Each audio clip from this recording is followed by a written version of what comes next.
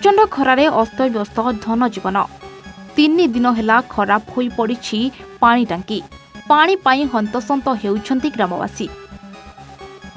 एमिति एक समस्या देखा मिली मयूरभंज जिला बिसई ब्लॉक अंतर्गत लुहाकानी पंचायत भोलबेड़ा गाँव में जेउठी 500 रु 600 परिवार बसवास करती।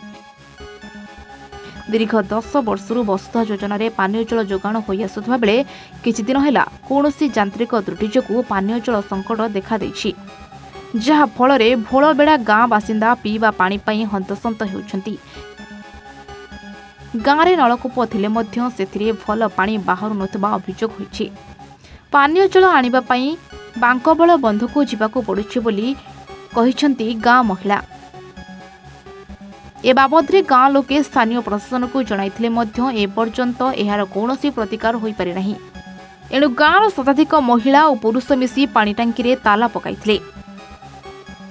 परे बिसई ब्लॉक बीडीओ कार्मे ओराम को उक्त समस्यार समाधान शीघ्र करने सहित पानी ऑपरेटिंग करुवा कर्मचारी को मध्य बहिष्कृत करा जाऊ बोली एक लिखित अभियोग करथिले।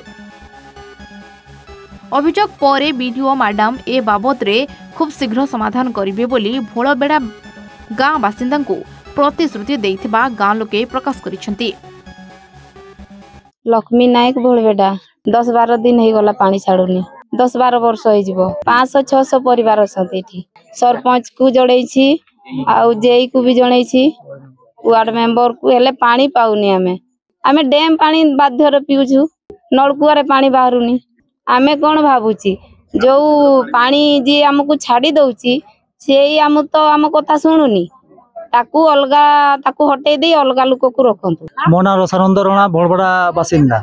आम गाँव आज्ञा है 20 वर्ष कि 10 वर्ष हम पानी पाइप है किंतु पानी संपूर्ण भाव छाड़ापी नाराज जी छाड़ुंट से हूँ सुशांत कुमार गिरी पंप ड्राइवर ताकू के दिन 5 मिनिट के दिन 10 मिनिट पानी छाड़ुची आ पानी कहला कहीं छाड़ुनी कौ दिन डीओ कटिगला कौ दिन मेसीन पोड़ीगला ये टाइप से कहूँ गाँव में किंतु पानी से छाड़ापी नाराज होना आ पानी लिकेज होची कि होची खाली बारंबार बहाना देखे कि से बारंबार लोक को ठकुची पानी संपूर्ण भाव छाड़ू ना।